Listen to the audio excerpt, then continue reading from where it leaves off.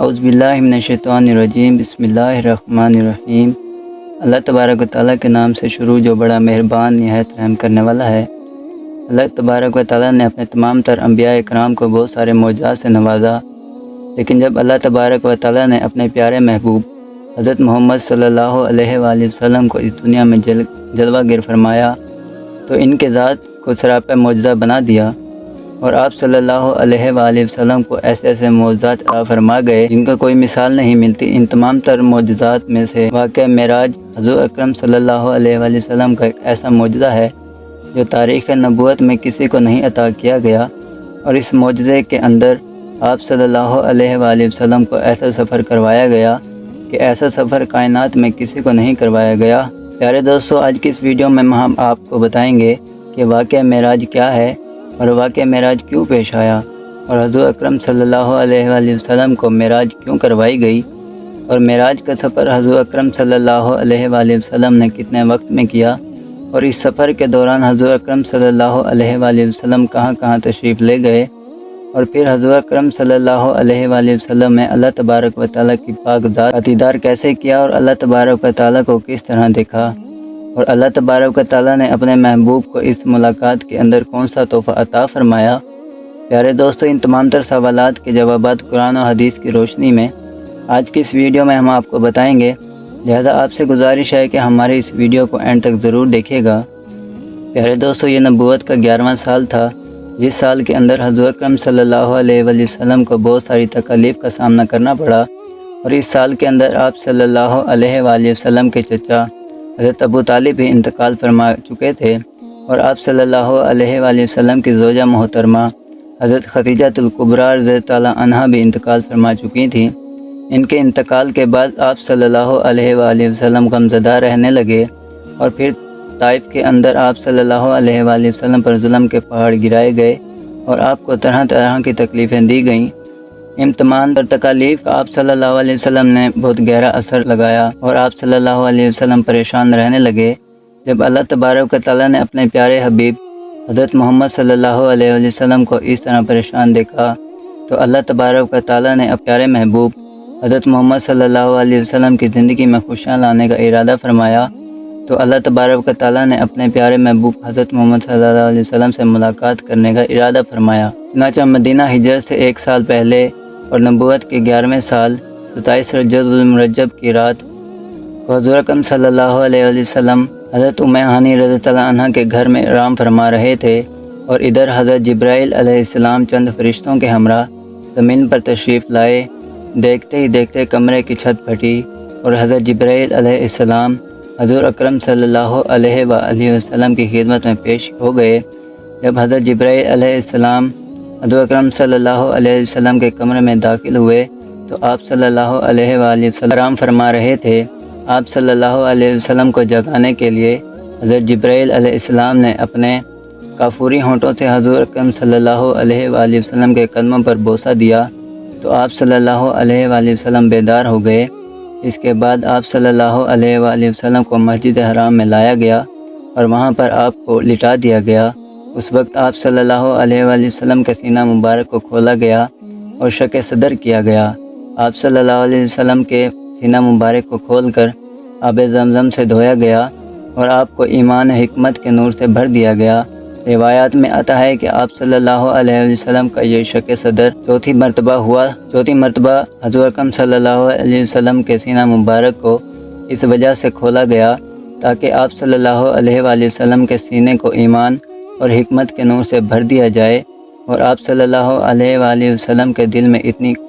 کشادگی پیدا ہو جائے اور صلاحیت پیدا ہو جائے کہ آپ صلی اللہ علیہ وآلہ وسلم دیدار الہی کی تجلیات کو برداشت کر سکیں، اور اللہ تبارک و تعالیٰ کا دیدار کرتے ہوئے کلام الہی کو برداشت کر سکیں۔ پیارے دوستو، جب حضور اکرم صلی اللہ علیہ وسلم کا شق صدر ہو چکا تو اس کے بعد حضور اکرم صلی اللہ علیہ وسلم کی خدمت میں جنت کی ایک خاص سواری پیش کی گئی جس کا نام براق ہے۔ یہ ایک سفید رنگ کا جانور تھا جو گدھے سے بڑا اور خچر سے چھوٹا ہوتا تھا۔ اس سواری پر بیٹھ کر حضور اکرم صلی اللہ علیہ وسلم نے معراج کا پہلا سفر شروع کیا، اور آپ صلی اللہ علیہ وآلہ وسلم براق پر بیٹھ کر مسجد حرام سے مسجد اقصی پہنچے۔ وہاں پر تمام انبیاء کرام نے حضور اکرم صلی اللہ علیہ وسلم کا استقبال کیا، اللہ تبارک و تعالیٰ کے مقرب فرشتوں نے اذان دی اور حضرت جبرائیل علیہ السلام نے اقامت کہی اور حضرت اکرم صلی اللہ علیہ وآلہ وسلم نے تمام انبیاء کرام کی امامت کروائی۔ اس کے بعد حضرت اکرم صلی اللہ علیہ وآلہ وسلم نے آسمانوں کا سفر شروع کیا۔ جب حضرت اکرم صلی اللہ علیہ وآلہ وسلم حضرت جبرائیل علیہ السلام کے ہمراہ پہلے آسمان پر پہنچے تو وہاں پر آپ کی ملاقات حضرت آدم علیہ السلام سے ہوئی، اور دوسرے آسمان پر آپ صلی اللہ علیہ وسلم کی ملاقات حضرت یحییٰ علیہ السلام سے، اور تیسرے آسمان پر آپ صلی اللہ علیہ وسلم کی ملاقات حضرت یوسف علیہ السلام سے ہوئی۔ چوتھے آسمان پر حضرت اکرم صلی اللہ علیہ وآلہ وسلم کی ملاقات حضرت ادریس علیہ السلام سے ہوئی، اور پانچویں آسمان پر آپ صلی اللہ علیہ وآلہ وسلم کی ملاقات حضرت ہارون علیہ السلام سے ہوئی، اور چھٹے آسمان پر آپ کی ملاقات حضرت موسیٰ علیہ السلام سے ہوئی، اور ساتویں آسمان پر آپ صلی اللہ علیہ وآلہ وسلم کی ملاقات حضرت ابراہیم علیہ السلام سے ہوئی۔ اس طرح حضرت اکرم صلی اللہ علیہ وآلہ وسلم باری باری تمام آسمانوں پر تشریف لے گئے اور وہاں سے مختلف انبیاء کرام سے ملاقات فرمائی، اور آپ صلی اللہ علیہ وآلہ وسلم کو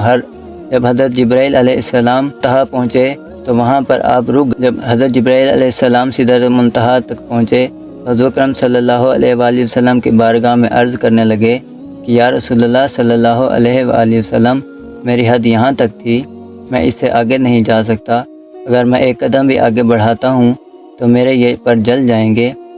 اس کے بعد حضرت اکرم صلی اللہ علیہ وسلم نے قاب قوسین کا سفر شروع کیا۔ آپ صلی اللہ علیہ وآلہ وسلم نے اپنے رب کی بارگاہ میں حاضر ہوئے اور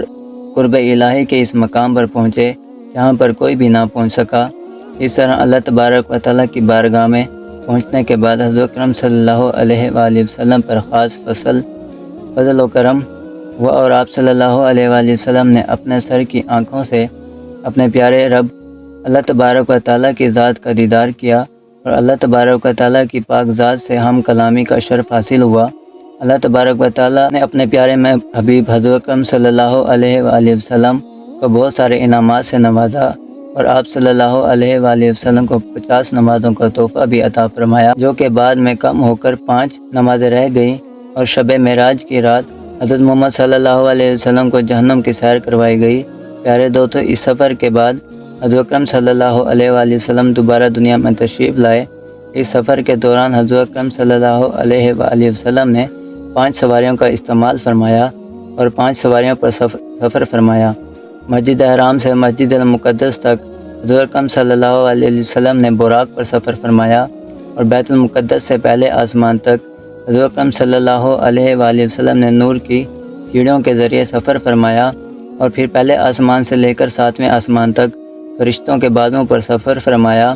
حضرت جبرائیل علیہ السلام کے بازو پر سفر فرمایا، اور سدرۃ المنتہا سے لے کر قاب قوسین تک رف پر سفر فرمایا۔ اللہ تبارک و تعالیٰ کی بارگاہ میں حاضر ہوئے۔ پیارے دوستو، حضرت اکرم صلی اللہ علیہ وآلہ وسلم کی شان اور معجزات یہ تھا کہ آپ صلی اللہ علیہ وآلہ وسلم نے ہزاروں سالوں کا سفر چند لمحوں کے اندر طے فرمایا، اور جب آپ صلی اللہ علیہ وآلہ وسلم معراج سے گھر واپس تشریف لائے تو آپ صلی اللہ علیہ وآلہ وسلم کے دروازے کی کنڈی اس طرح ہل رہی تھی، اور آپ صلی اللہ علیہ وسلم کا بستر مبارک اسی طرح گرم تھا، اور آپ صلی اللہ علیہ وآلہ وسلم کے وضو کا پانی اسی طرح جاری تھا۔ معراج کے سفر پر اللہ تبارک و تعالیٰ نے اپنے پیارے محبوب حضرت محمد صلی اللہ علیہ وآلہ وسلم کو اس کی امت کے لیے ایک خوبصورت تحفہ عطا فرمایا، اور وہ تھا 5 نمازیں جو کہ ہر مسلمان پر فرض ہیں، اور نماز کو حضرت اکرم صلی اللہ علیہ وآلہ وسلم نے مومن کی معراج قرار دیا ہے۔ جس طرح حضرت اکرم صلی اللہ علیہ وسلم اللہ تبارک و تعالیٰ کے خاص قرب میں تشریف لے گئے، اسی طرح ہر مسلمان نماز کے اندر ہے، اللہ تبارک و تعالیٰ کا خاص قرب پاتا ہے۔ اللہ تبارک و تعالیٰ سے دعا ہے کہ اللہ تبارک و تعالیٰ ہمیں 5 وقت کی نماز باجماعت ادا کرنے کی توفیق عطا فرمائے۔